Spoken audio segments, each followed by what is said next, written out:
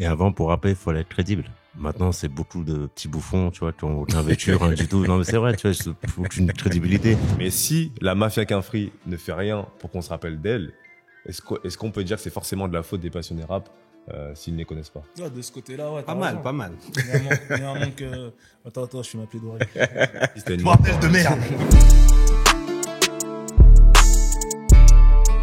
Salut, je me présente, Daryl, journaliste chez Bouscapé et tu regardes Plus 2. Alors Plus 2, qu'est-ce que c'est? C'est un nouveau format dans lequel j'accueillerai un invité, lui-même accompagné de 2-3 guests qu'il aura soigneusement choisi afin de discuter d'un sujet qui les concerne tous. Et pour ce premier épisode, on va parler de la compile tant attendue, tant demandée, la compile du 94, Val de Rap. Et pour ce faire, j'ai l'honneur d'accueillir une légende du rap français en la personne de Rof. Comment vas-tu depuis le temps? Top, Daryl, et toi? Très bien. T'es pas venu tout seul. T'as ramené 2 gros noms du rap français, 2 légendes. J'ai ramené 2 grandes galères. Est-ce que tu peux me les présenter en 2-3 mots avant qu'on commence à rentrer dans le vif du sujet? Amiral, DRY, Dry. Si. Toujours fidèle au poste. Et le deuxième? Démon One, Intouchable. Justement, j'ai une première question avant qu'on rentre dans le vif du sujet parce que ça m'est venu en vous voyant vous saluer, vous dire bonjour. À quand remonte votre dernière rencontre tous ensemble? Oh, ça date, hein. Franchement, je pourrais même pas te dire en vérité. Ouais, je crois qu'il faut sortir des photos. Ah ouais? Ça date. On parle quoi, d'une dizaine d'années? Oh, peut-être même un peu Même plus. avant. Et ça vous fait quoi de vous retrouver comme ça là? Ça fait plaisir. Un peu d'émotion? Pour toi, ouais. Ah bah c'est sûr. Mais pour vous aussi, j'imagine. Tranquille. Non, c'est lourd. Ça fait longtemps qu'on n'avait pas vu cette pochette-là tous ensemble. Et... Moi, en tout cas, ça me fait plaisir de ouf. Après, moi, Ousni, je le vois quand même. On se voit pas super souvent, mais on se voit assez souvent quand même. C'est juste avec Hakim, on s'est jamais tous retrouvés ensemble depuis très très longtemps. En tout cas, ça me fait très plaisir de vous revoir tous ensemble. On est là pour parler du coup de Val de Rap, donc la compile du 94. Pour commencer, j'ai envie de parler un peu de la conception, donc la genèse du projet, savoir d'où l'idée est née, qui en est à la tête, si l'un de vous a fait partie de ce processus de création ou non, mais en fait que vous me détaillez un peu comment le projet s'est fait. Je pense que Dry, on sait plus comment. Parce que c'est lui qui m'a... C'est lui qui t'a embarqué dedans? Ouais. Ok. Non, bon, écoute, on n'est pas vraiment à l'initiative de ce projet-là. Maintenant, c'est une personne que je connais très très bien, qui a grandi dans le quartier Hakim, qui est à l'initiative de ce projet. Et bon, moi, il m'a sollicité, donc c'est normal que je sois là. Tu peux la citer ou pas du tout? Ouais, Ketchup, non. Belkacem, il s'appelle Belkacem. Ok. Et donc, il m'a sollicité. Je pense qu'aussi, il a fait de même pour Hakim. Après, c'est normal qu'on soit là. Et puis, le fait de faire une compile quand même du 9-4, je crois que c'était très très très attendu. Fallait que ça arrive un jour. Mais justement, ce qui m'intéresse, c'est de savoir à partir de quel moment l'idée a germé, en fait. Est-ce que c'est l'essor des compilations depuis ces dernières années? Est-ce que c'est le fait de voir un succès comme 93 Empire, celui très organisé, ou même vous retrouver tous, quasiment, pas tous en fait, sur Classique Organisé? Ou est-ce que le projet était dans les tuyaux depuis pas mal d'années? Écoute, comme je ne suis pas Ketchup, je veux pas te répondre en vérité clairement, mais après, je pense que il y a eu l'influence de toutes les compiles, que ce soit 93 Empire ou autres, qui ont joué aussi là-dedans. Et nous, comme on est souvent sur les routes aussi, beaucoup de gens nous parlaient de ça. Ce serait bien de faire une compile pour le 94. Il y a des armes, il y a des soldats. Normalement, ça devrait le faire. Et puis après, bon, voilà, Ketchup, il a eu l'idée. On a tous répondu présent. Donc voilà. Ok. Je voulais aussi parler du coup du contact, du recrutement. Et là, pour le coup, ça sera plus Rof et des moines que j'aimerais entendre vu que toi, tu as été contacté directement, Dry. Comment on vous contacte? Quelle est votre première réponse? Et en fonction de quoi dépendait votre réponse aussi? C'est qui? Pour ma part, c'est Belja qui m'a contacté et qui m'a parlé du projet, qui m'a dit voilà, tu as pas mal d'artistes qui avaient déjà commencé à poser, m'a fait écouter des morceaux et voilà, comme il disait aussi, de toute façon, il fallait que ça se fasse. Un projet du 9-4, ça s'est jamais fait et c'est bien que ça sorte maintenant. Et j'ai trouvé l'idée super bien, donc je lui ai dit vas-y, y a pas de problème. Et du coup, j'ai posé dans 3 titres sur le projet. Et hormis la symbolique, et cette question est aussi pour toi, Rof, votre réponse, elle dépendait pas du casting, par exemple? Non, pour moi, déjà... Pardon. Excusez-moi, c'était pas pour moi la question? Non, si, c'est pour toi, mais je pense que Rof a une autre réponse. 9-4, c'est 9-4, et moi, je suis jamais rentré aussi dans ces délires-là. Non, il y aura qui, c'est comment, tout ça, tout. Et Ketchup, voilà, Belja, il m'a parlé du truc, il m'a dit, voilà, il y a un projet en ce moment, tout ça, tout. Donc, moi, direct, voilà, j'ai suivi. naturellement. Ok. Et toi, Rof? Moi, je crois que c'est Dry. On m'en a parlé. Mais bon, le bruit courait déjà qu'il y a une compil qui se faisait. Il m'a dit, ouais, tu fais en gros la combinaison que tu veux, tu vois. J'ai dit, ok, c'était l'occasion de se présenter pour moi d'inviter des plus jeunes que nous, tu vois. Puis voilà, donc j'ai eu cette idée de faire venir Alain Delon, Dex, Fresh Ladouille. Fresh Ladouille, c'est de toi? Ouais. Ok. Ouais. À partir du moment où t'es rentré dans le projet, est-ce que t'as pas aussi voulu avoir une main dessus sur non. tout ce qui est DA? Il y avait trop de mains dessus déjà. Ok. Mais moi, j'aime pas m'imposer dans ces bails-là, tu vois. Ça venait pas de moi.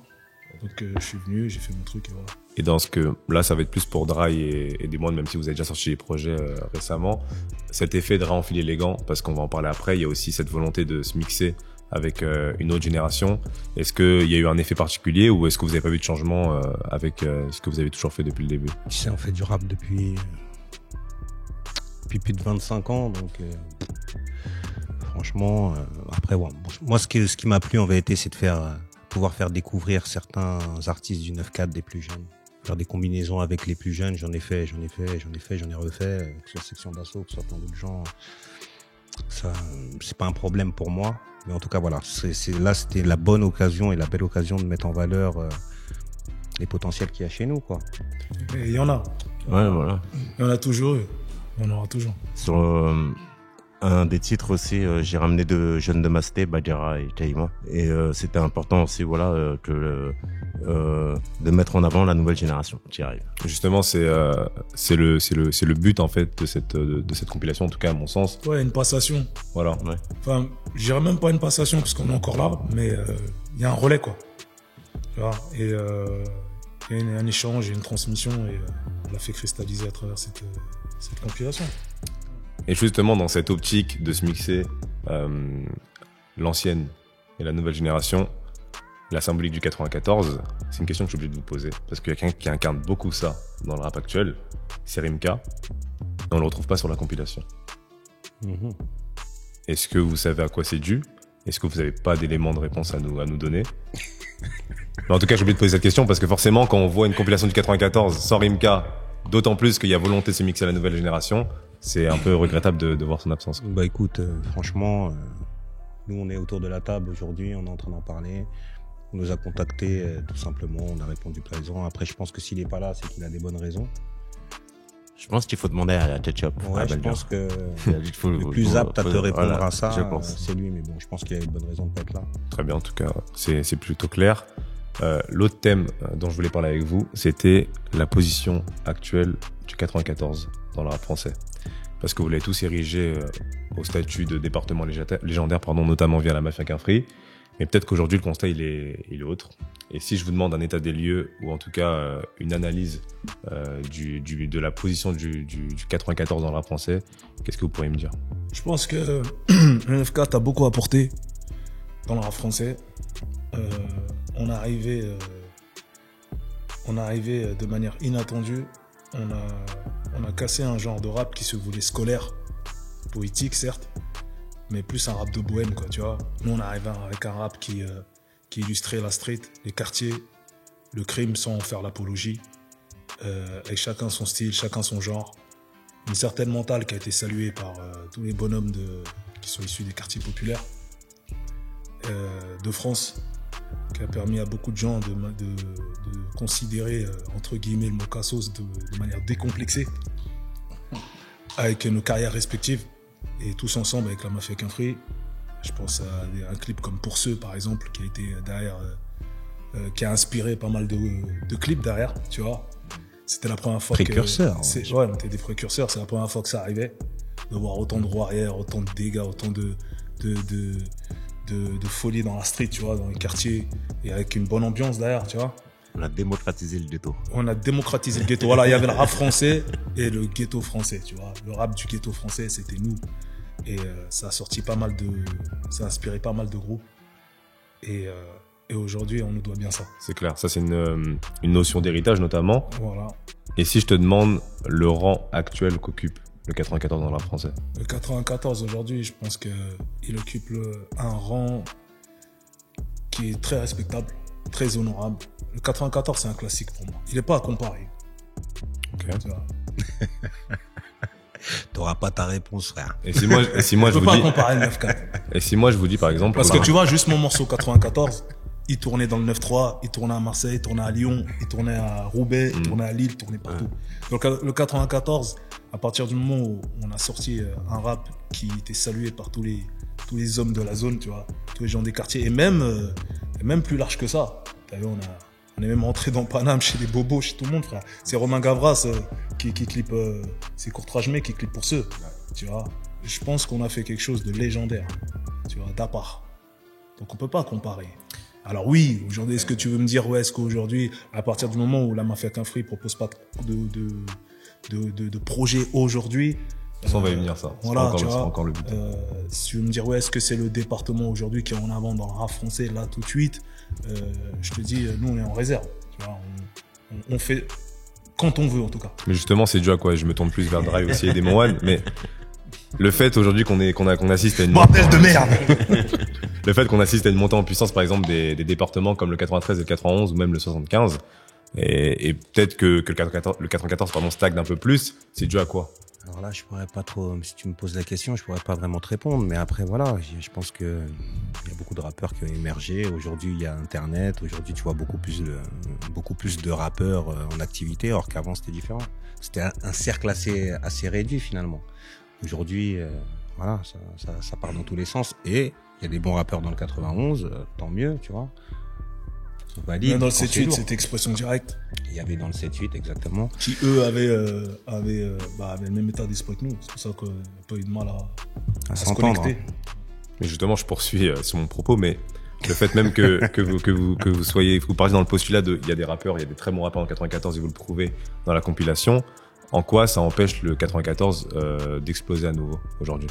Non, attention, il y a des talents en devenir, il y a des rappeurs montants qui sont là, et honnêtement, j'ai confiance en eux. Je pense qu'on a chacun notre période, en fait. Ouais, chacun sa période. Je pense qu'il y a eu la période du 9-3 avec Fianso, tout ça. Le rap, voilà, c'est comme le foot, c'est générationnel. Voilà, il y aura une génération du 9-4 qui va faire comme nous on a fait, qui vont venir sans complexe et qui vont tout casser. Hein. Mais bon, il y a un mot d'ordre, c'est que l'union fait la force. C'est ça. Quand on était unis, Mafia Qu'un Free, voilà, vous avez vu tout ce qu'on a fait. C'était intestable. À partir du moment où tout le monde a fait bond à part, chacun a mené son petit bout de chemin, chacun a percé à sa manière, tu vois. Mais il n'y a rien à dire.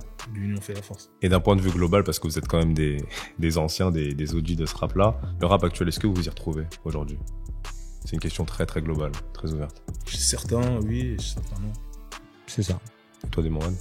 J'écoute peu de rap, et après, voilà, c'est pareil. Certains, oui, mais beaucoup non. Ok. Et par exemple, un gars comme Fresh La Douille, est-ce que ça vous a tout de suite parlé directement quand vous l'avez vu De ce que j'ai écouté de lui, ouais, on peut se voir à travers son âge, tu vois. C'est ça. Il a une bonne mentale. C'est nous quand on était jeunes. Les mentalités, elles évoluent, tu vois, avec l'époque. Mais quand je le vois, lui me fait penser à moi quand j'étais jeune, en fait, voilà. Okay. Tu vois, la rue, la street. Okay. C'est pour ça qu'il y en a qui nous parlent finalement, et il y en a moi qui me parlent moins, parce que dans le message, je m'y retrouve pas vraiment. Je m'en fous un peu, en vrai, tu vois. Quand ça me parle de trucs toute la journée. Le rap a changé aujourd'hui, il est toléré et démocratisé, comme je t'avais dit lors de notre interview, de s'inventer une vie, d'être cinéphile, de créer un personnage dans le rap. C'est typiquement américain, ça, d'ailleurs. Mais ça, vous avez vraiment un problème avec ça, ça peut même entacher sur les compétences du rappeur. C'est plus un problème, parce que déjà on s'en cogne, on a autre chose à faire. Ouais, on se prend par la tête. T'as vu, honnêtement, j'écoute pas tout le rap français, c'est pas vrai, j'ai jamais écouté tout le rap français. Mais non, on a décliné sur autre chose, tu vois. Avant, ça existait pas, c'est vrai. Et même ceux qui le faisaient, on calculait pas trop, tu vois. Mais aujourd'hui, on va dire que c'est en masse. C'est assez important quand même, tu vois. Mais justement, une question qui découlait de ma première question. Tu vois, excuse-moi, ouais, mais tu vois qu'il est important pour les gens de se créer un personnage sulfureux. Bien sûr. À défaut de l'être réellement dans la vie. Aujourd'hui, on est dans une grosse masse. Je pense que chaque personne réfléchit à un plan d'action quand il rentre dans le rap français. Il faut avoir cette plus-value pour ressortir de là. Ouais, c'est ce que j'ai compris. Alors que nous, on était déjà sulfureux, tu vois pas. Donc on n'a pas eu de mal, on avait juste à se raconter. Et avant, pour rapper, il fallait être crédible. Maintenant, c'est beaucoup de petits bouffons, tu vois, qui ont aucun vêtu, rien du tout. Non, mais c'est vrai, tu vois, il faut aucune crédibilité.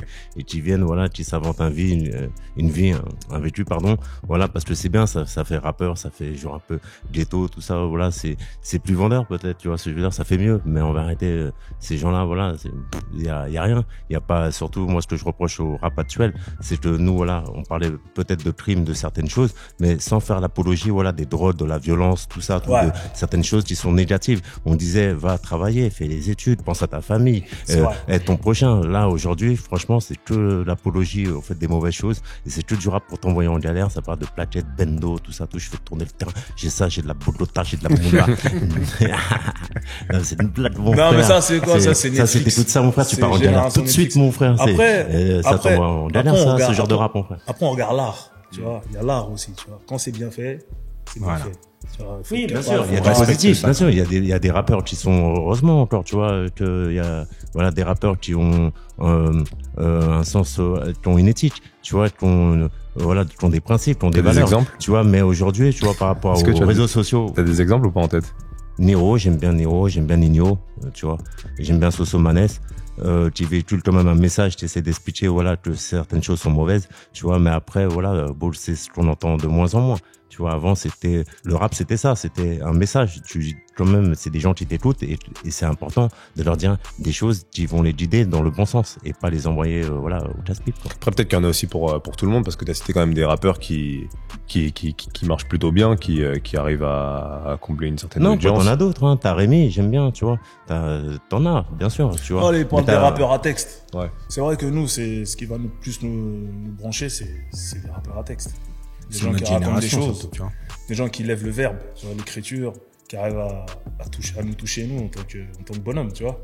C'est rare. Si tu viens et effectivement tu joues le Pablo à longueur de texte, ça en cogne. Ouais, surtout ça, c'est du rap système, ça, c'est pour le système, ça, ils sont contents quand tu chantes comme ça, justement. Ouais. T'es tes frères, tout ça, tous ils sont contents, ils t'applaudissent. C'est pour ça qu'ils leur ont déballé un tapis rouge à ces gens-là. Ouais. Exact. Alors que nous, on était des anti-systèmes. Ah oui, exactement, parce que nous aimaient pas, ce qu'on reflétait, tu vois, déjà, le logo de l'Afrique, tout ça, tout maître de cité, tu vois, c'est tout ce que eux, ils aiment pas, tu vois, je veux dire, des Arabes, des Noirs, tout ça, tout, tac, en plus, ils rappent, ils sont revendicateurs, tac, ils disent, comment, voilà, à leurs frères, d'être éduqués, ces gens-là, voilà, pour eux, c'est tout ce que, en fait, ils aimaient pas. Tu vois ce que je veux dire, tu vois. Maintenant, tu leur dis, bah, consomme, il faut consommer toutes les drogues. Il y a un côté schizo. C'est-à-dire, on tolère pas, la justice ne tolère pas. Donc, elle t'envoie en tôle faire des pénales de chiffres pour de l'illicite. Mais par contre, t'as le droit de le chanter. T'as le droit d'engrainer toute la jeunesse, toutes les générations. T'as le droit de faire des clips avec des valises, voilà, du bédo, tout ce que tu veux de la C et tout, machin, revendiquer ça à longueur de chanson. Mais par contre, quand tu passes devant la juge, tu prends une peine à 2 chiffres, tu vois, pour l'illicite. Tu vois, ça c'est là où je trouve qu'il y a un côté schizo, un côté hypocrite même, tu vois. Donc moi, j'ai jamais tenu à jouer ce concept-là. Mais justement, quand là tu mets en avant une évolution quand même négative du rap français, est-ce que c'est aller jusqu'à te remettre en question, à te demander est-ce que tu as encore ta place, enfin est-ce que tu te sens encore à ta place dans ce rap? Non, dans ce game-là, non. Moi, j'ai pas ma place. Je l'ai jamais eu, moi. J'ai chanté qui est l'exemple. J'ai chanté des générations sacrifiées, Message à la racaille, Creuset de voyous. Tu vois, on a fait plein de titres fleuves comme ça pour dénoncer des choses, pour donner de la force aux mecs de quartier, aux gens, aux différentes générations, tu vois, qui poussent. C'est pas pour venir faire l'apologie de la drogue, tu vois. Ça m'a jamais intéressé, moi, ça. Je suis pas un schlag. Mais justement, quand on se sent pas à sa place dans ce rap-là, qu'est-ce qu'on fait un autre rap. Ok. On fait un autre rap. Non, mais après, je pense qu'il faut sur ma ligne de conduite, faire sa musique, finalement. Ouais, chacun sa musique, en fait. C'est comme les films, hein. Il y a des films qui te plaisent, il y a des films qui te plaisent pas. Tu fais ta musique, t'as ta fan base, tu fais de la musique pour les gens qui t'aiment, en fait. T'es pas obligé de suivre le moule. Bon, c'est ça qui se fait en ce moment, on va faire comme ça. Nous, avant, ce qu'on faisait, en fait, nous, on vivait dans la rue et on rappait.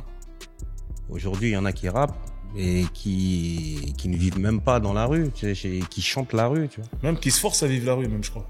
Ça existe, hein. Ça existe. On m'a dit, ils ont tout fait pour l'entôle, tu sais, pour se créer un paplard, tu vois. Un petit paplard qui tient la route. Je vois où tu veux en venir. Non, on m'a dit, hein. Mais t'en as des comme ça. Tu vois, bah oui. Je dis, ah ouais, c'est pas mal. Pour parler de cette nouvelle génération, il y a un autre sujet dont je voulais parler avec vous, que j'ai moi-même nommé l'héritage perdu de la Mafia Qu'un Free. Je vais d'abord m'expliquer avant que vous parliez. Parce que, bien évidemment, vous êtes reconnu comme un groupe, un collectif légendaire dans l'histoire du rap français. Peut-être le groupe le plus légendaire de l'histoire du rap français, ça se discute. Et on voit votre inspiration chez les rappeurs d'aujourd'hui. Donc, tu citais Sosomanes, Nino, je pense même à PLK qui fait des feats avec Rimka et qui parfois vous passe quelques SO dans leurs morceaux.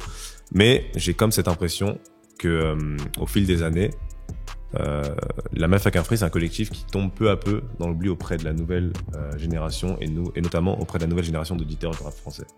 Je sais pas si vous le ressentez comme ça, mais moi je le ressens fortement. Ouais, je sais pas.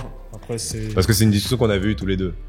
Au niveau de la transmission, je sais pas si tu t'en souviens, on parlait de la transmission entre la nouvelle et l'ancienne génération et que parfois c'était un tort qu'on pouvait. Non, mais on n'a jamais parlé à tout le monde. Hein.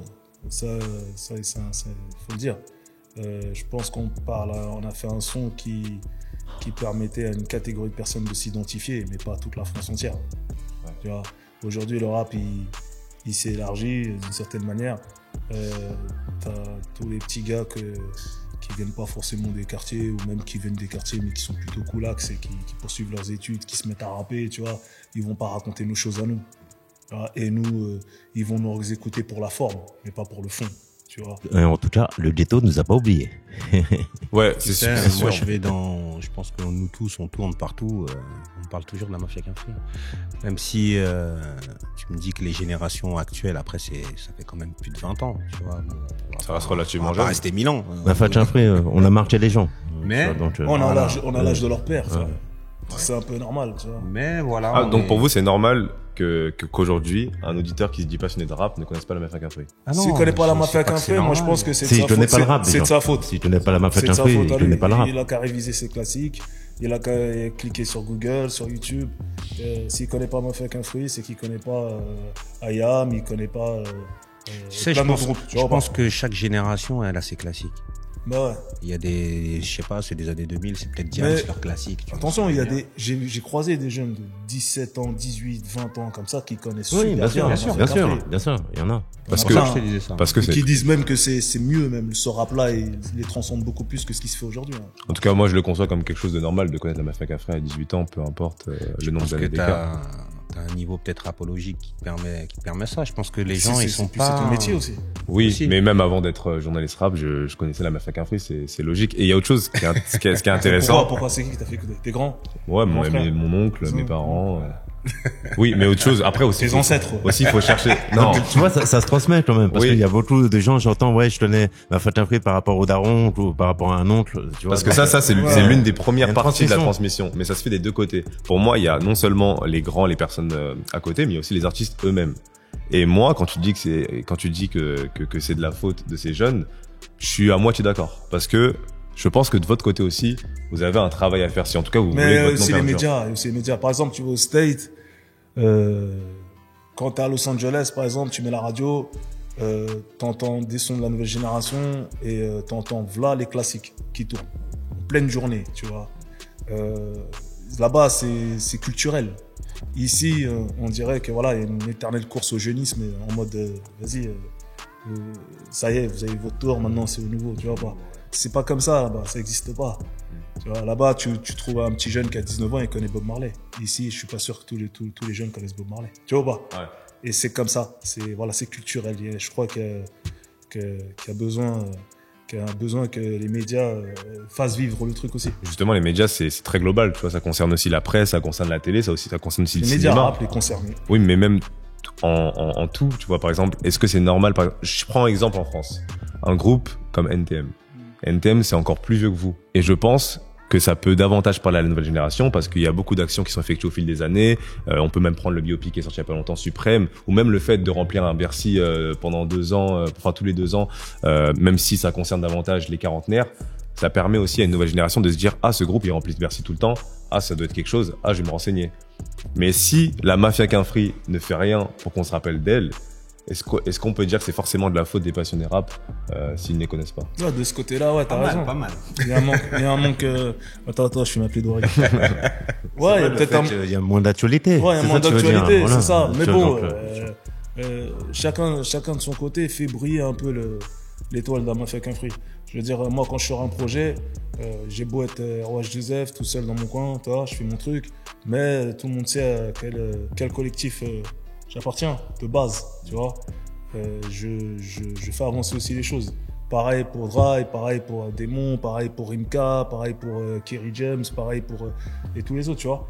Donc, quoi qu'il arrive, si t'es là à parler de Mafia qu'un fruit, c'est qu'on fait le taf en vérité. Je posais une question qu'on vous pose chaque année, mais qu'est-ce qui manque à la Mafia Cafri pour qu'elle ait enfin son biopic ou sa série? Même si je pense que le format série se prête beaucoup plus à votre histoire. Mais qu'est-ce qui manque pour qu'on ait enfin cette création sur grand écran ou petit écran? Je sais pas, peut-être des bouts. En fait, qu'on se mette tous d'accord autour d'une table et qu'on en discute et qu'on parte sur le projet, je crois que c'est ça en fait le truc. Ça c'est la question que vous donnez depuis 10 ans, mais est-ce Ouais. que ça peut arriver un jour? Regarde, ça commence là, regarde ce que t'as réussi à faire. Et on est 3 là déjà. Non, je sais pas, voilà, c'est des histoires d'accord. Voilà, Des c'est histoires d'accord, des histoires d'entente aussi, des histoires de... Voilà, c'est tout. Après, je pense que... C'est humain. C'est J'ai des luttes, l'espoir. comme on dit, c'est des luttes intestines. J'ai l'espoir que ça se fasse, parce que quand même, c'est une belle histoire. Pour moi, c'est la plus belle façon de parler, entre guillemets, histoire du rap français, franchement. Je C'est crois que tu dit la poubelle. Ah non. C'est la plus atypique, franchement, et puis ça mérite, quoi. Après, c'est un peu compliqué. Mais on y pense tous, dans un coin de nos têtes, on a toute cette idée, on a tous un peu cette idée-là, et on verra comment ça va se passer. En tout cas, vous avez conscience que c'est important, et j'espère que